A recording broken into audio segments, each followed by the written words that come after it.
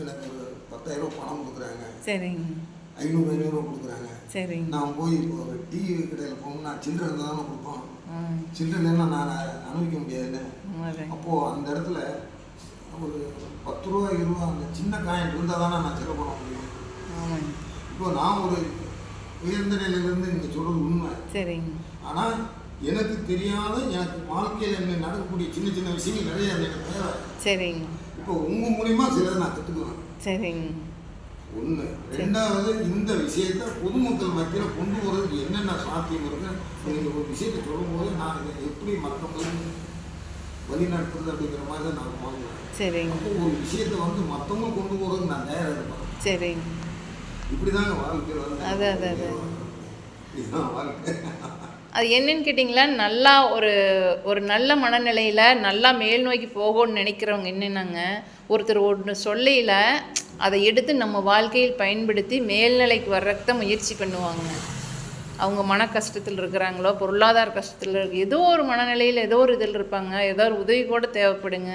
நாம் சொல்கிற வார்த்தை மேல் நோக்கி ஒரு உன்னதமான வார்த்தையாக இருக்குதுன்னு வச்சுக்கோங்களேன், அந்த வாழ்க்கை அவங்க வாழ்க்கைக்கு பயன்படுங்க. நம்ம வார்த்தைகள் அவங்களோட வாழ்க்கை மேல் நோக்கி போகிறக்கு உதவி செய்யுங்க. நான் நிறைய என்னோடய லைஃப்லாம் பார்த்துருக்கேங்க, அனுபவிச்சிருக்கேன். நான் யதார்த்தமாக நான் ஒவ்வொருத்தட்டியில் ஒவ்வொன்று சொல்லுவாங்க, அதை வச்சு அவங்க பயன்படுத்தி என்கிட்ட சொல்லுவாங்க, நீ சொன்ன அப்படின்லாம் சொல்லுவாங்க. ஆனால் அது எனக்கே மறந்து போயிருக்குங்க.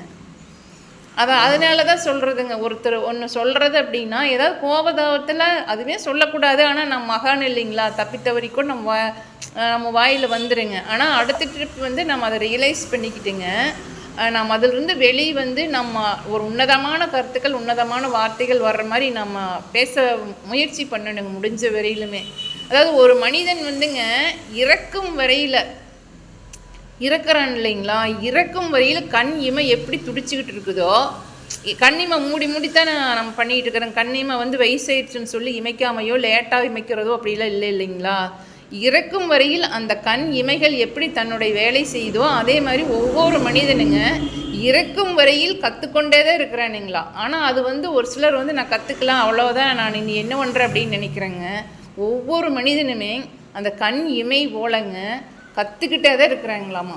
கற்றுக்கிட்டே இருக்கிறாங்கிறது ஒரு சிலர் புரிஞ்சுக்கிறாங்க, அதை வாழ்க்கைக்கு பயன்படுத்துகிறாங்க. ஒரு சிலர் வந்து நான் கற்றுக்கல, நீ கற்றுக்கிட்டு நான் என்ன பண்ணுற அப்படிங்கிற மாதிரி நினைக்கிறவங்களும் உண்டுங்க. கற்றுக்காமல் இருக்காங்கல்ல, அவங்க பிறப்பு இறப்பு சுழற்சியிலே மறுபடியும் இருப்பாங்க. என்ன காரணம் அப்படி?